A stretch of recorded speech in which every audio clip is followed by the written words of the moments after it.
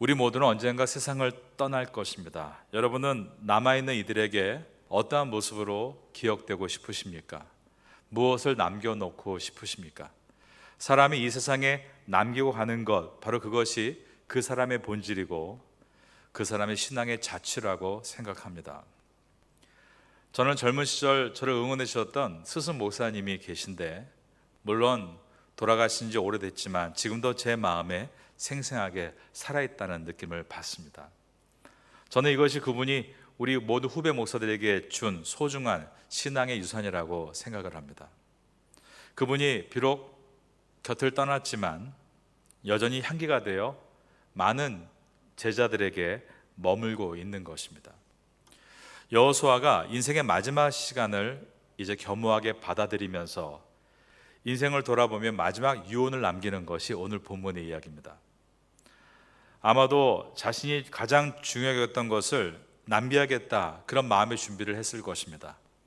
그의 유언은 그가 평소에 함께했던 모든 이스라엘 백성들에게 남기는 간곡한 당부였습니다. 많은 사람들은 여호수아가 죽는다면 이제 앞으로 이스라엘은 어떻게 될지 걱정하는 이들이 분명 많았습니다. 그래서 여호수아에게 어떤 스킬이나 비책을 전수받기를 기대했을지 모릅니다. 하지만 여호수아의 오늘 본문의 예언의 이야기는 모두가 하나님의 은혜에 대한 이야기를 하고 있습니다. 그분이 어떻게 인도하셨는가에 대한 고백으로 채워져 있습니다. 모든 문장의 주어가 하나님으로 되어 있는 것입니다.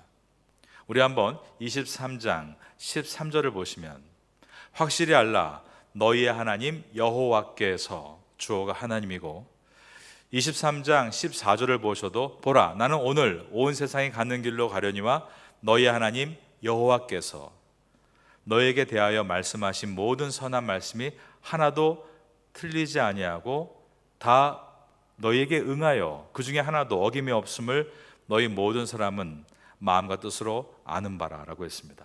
15절에도 너희 하나님 여호와께서 라고 되어 있고, 16절에도 만일 너희 하나님 여호와께서 너에게 명령하신 언약을 범하고 라고 하면서 모든 주어를 여호와 하나님께서라고 두고 있는 것입니다.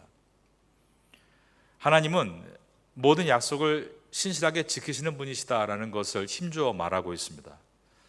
여호수아는 지금까지 하나님께서 우리에게 주신 은혜와 그 축복을 우리가 어떻게 누렸는가, 그러면서 하나님의 은혜를 다시 한번 상기시키고 있는 것입니다. 여러분, 우리의 인생도 돌아봐야 합니다.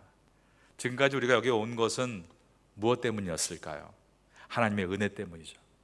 여러분의 가정이 오늘까지 온 것은 우리의 힘이나 능력 때문이 아니라 원초적으로는 하나님의 은혜 때문에 오늘까지 올 수 있었습니다. 모든 것이 하나님의 은혜였습니다. 인생의 주인은 우리가 아니라 하나님이셨습니다. 그러면 우리도 여호수아와 같이 어떤 말을 할 때 마땅히 주어는 하나님께서라고 해야 맞는 것입니다. 여호수아는 이러한 사실을 분명하게 지금 말하고 있었습니다. 그래서 그는 인생을 마무리하면서 어떻게 하는 것이 가장 아름다운 마무리가 될 것인가, 그것은 바로 인생의 여정의 주인이 되어주신 하나님의 이름을 높이는 것이다. 그래서 23장과 24장에는 여호수아가 하나님의 이름을 높이는 내용으로 가득 채워져 있는 것입니다. 그는 당부했습니다. 절대 잊어서는 안 될 것, 그것은 우리의 모든 구원은 하나님께로부터 왔고 우린 그분의 은혜로 오늘까지 올 수 있었다 였습니다. 오늘 본문에서 여호수아가 말하는 것을 보면서 바울 사도의 말이 떠올랐습니다. 바울 사도는 고린도 전서 15장 10절에서 말하기를, 그러나 내가 나된 것은 하나님의 은혜로 된 것이니 내게 주신 모든 은혜가 헛되지 아니하여 내가 모든 사도보다 더 많이 수고하였으나 내가 한 것이 아니요 오직 나와 함께 하신 하나님의 은혜로라. 이 바울의 고백도 지나온 삶을 돌아볼 때 모든 것이 하나님의 은혜였다라고 고백을 한 것입니다. 만약에 여러분의 인생 가운데 단 3일만 남아있다고 한다면 여러분은 여러분의 인생을 어떻게 사시겠습니까? 제가 책에서 읽었던 한 내용이 기억이 나서 소개해드립니다. 나이가 43살 된 한 남자가 있었는데, 옛날 얘기입니다. 그는 1962년 충남 충청에서 태어나서 오서 초등학교와 광흥 중학교를 거쳐 광촌 상고를 졸업한 이성이라는 사람입니다. 집안이 가난했기에 고등학교 3년 동안 도시락을 싸가던 횟수가 6번밖에 없었다고 합니다. 졸업 후에 상경에서 호프집 종업원, 신문 배달원, 서점 직원, 주방 보조원, 요정 지배인 등등 안 해본 것이 없을 정도로 고생을 많이 했습니다. 산전수전 다 겪은 것입니다. 그의 인생의 목표는 오직 한 가지, 돈이었습니다. 그는 너무나 가난했기 때문에 돈을 위해 살았습니다. 얼마나 지독했는지 군대에 있을 때에도 그 사람의 물건은 아무도 슬쩍 해갈 수가 없었다고 합니다.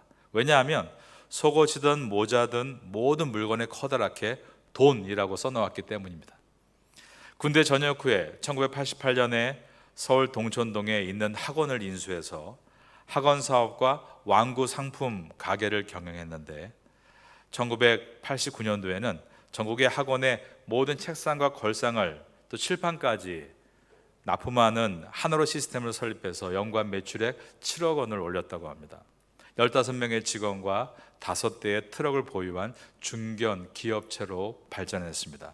하지만 우리나라가 여러분 잘 아시겠지만 IMF를 1997년에 맞았을 때 그 회사도 1997년 5월 26일에 2억 7천만 원의 수표를 막지 못하고 부도가 났습니다.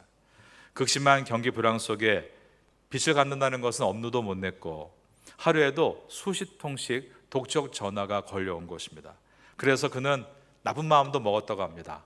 완전 범죄를 계획할까? 또는 전쟁이 일어나서 세상이 뒤집히면 좋겠다, 이런 기도도 했다고 합니다. 그러나 세상이 자기 계획대로 되지 않는 것을 보면서 그는 사면초고에 갇혔을 때 자신의 처지가 마치 한 사람만 들어갈 수 있는 드럼통 안에 갇힌 채 바다에 빠진 기분이 들었고 어느 누구도 만날 면목이 없었고 또한 어느 누구도 그를 만나주지 않았다고 합니다. 그래서 마지막 자살의 유혹을 받았고 자살을 결심했던 것입니다. 1997년 9월 어느 날 한강다리에서 그는 자기의 차량을 160km까지 올리며 자살을 시도하려고 했습니다. 그 순간 얼마 전에 써놓았던 유언장의 내용이 기억이 난 것입니다. 얘들아, 너희들이 아버지는 누구보다 열심히 살았다.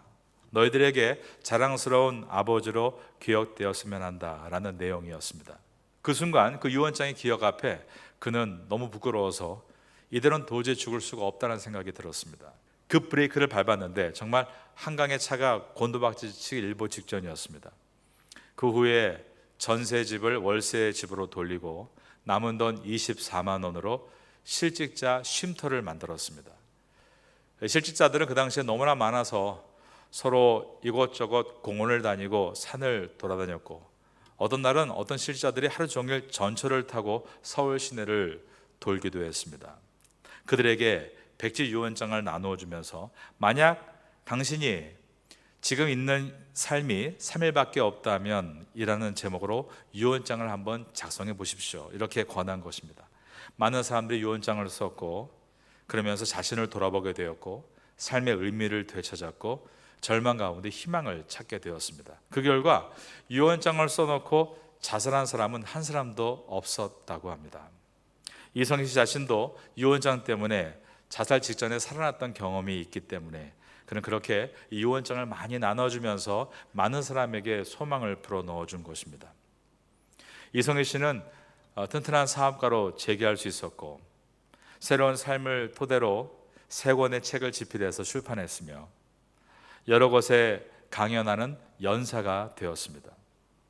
그의 유언장에는 다음과 같은 내용이 포함되어 있습니다. 나는 앞으로 내가 죽기까지 500억을 모으겠습니다.